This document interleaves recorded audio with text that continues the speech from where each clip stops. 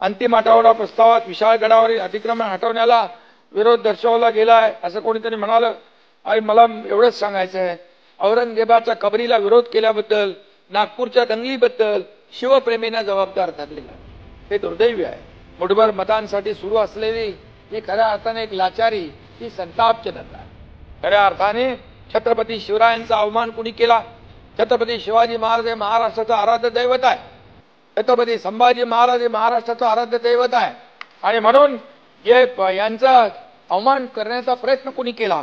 छत्रपती हे आपल्याला माहित आहे कुणी सुरुवात केली. आणि छत्रपती संभाजी महाराजांचा छळ करणाऱ्या औरंगजेबाचं उदात्तीकरण, राज्यातील वातावरण बिघडवण्याचा प्रयत्न कोण करतंय हे देखील आपल्याला माहित आहे. आणि म्हणून याचं उदात्तीकरण थांबलं पाहिजे. ही भूमिका तुमची आमची सगळ्यांची आहे. आणि खऱ्या अर्थाने देशभक्त सच्चा मुसलमान पण औरंगजेबाचं समर्थन करणार नाही.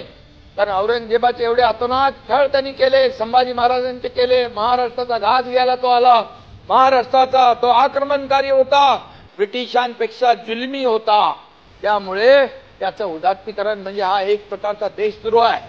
आणि म्हणून वडिलांना जेलमध्ये टाकलं, भावाची हत्या केली, 22 लोकांचे त्यांनी खून पाडले सत्तेसाठी, राज्य मिळवण्यासाठी. त्यामुळे त्याच्याबद्दल काय कोणाला कौतुक असलं पाहिजे? कोण लागतोय? औरंगजेब. आणि म्हणून या ठिकाणी मी एवढंच सांगतो की हा वातावरण बिघडवण्याचा प्रयत्न होता कामा नये.